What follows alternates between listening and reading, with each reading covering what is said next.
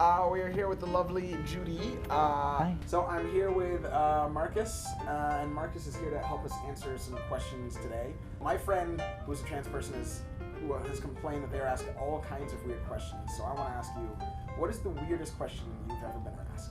Do you still have a dick? Yeah. So that's one. Well, that's kind of a hard one since I've been asked a lot of really weird things, but most recently I had someone ask me if I use two dildos, one for my vagina and one for my ass. So that was like a weird question.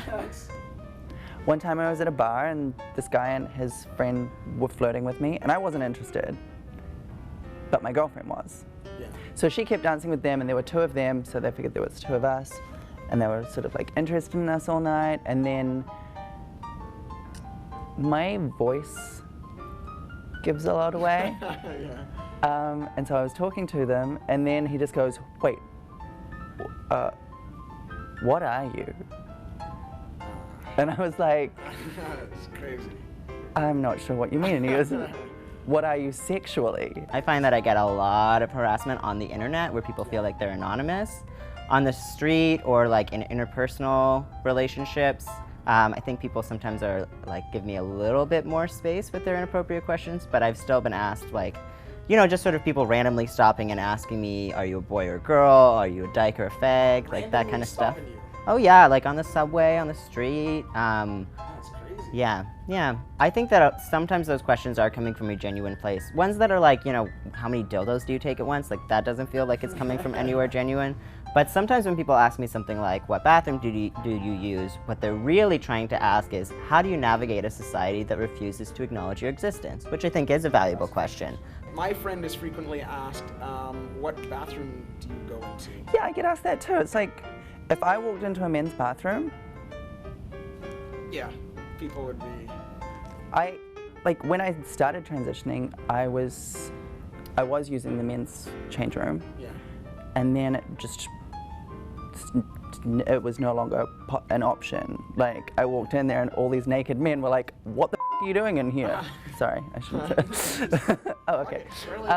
How frequently are you asked about your genitals?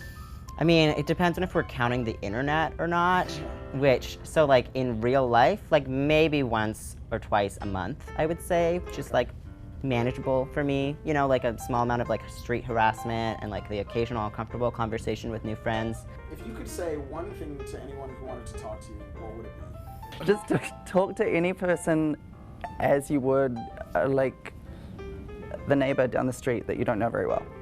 If it's a stranger, then ask them questions that it's appropriate to ask a stranger. I would say, you know, for starts, try to go educate yourself. I would refer them to a place where they could go learn about the different terminology that we would be using, maybe read some articles, watch some YouTube videos. You know, like start with that personal research. I think that like that's a really, like it's almost like when you're learning about a science as well, right? Like it's important to have that foundational understanding. If people want to find resources for trans people, where would you direct them? Encourage people to check out the RSU Trans Collective's website. You can find us at rsutranscollective.tumblr.com or visit our Facebook, which is at Ryerson Trans Collective. The 519 LGBT Resource Center on Church Street has a lot of different support programs and information. You can find them online. There's also Egal Canada, which is a human rights organization, and they do a lot around educating and protecting LGBT people and trans people.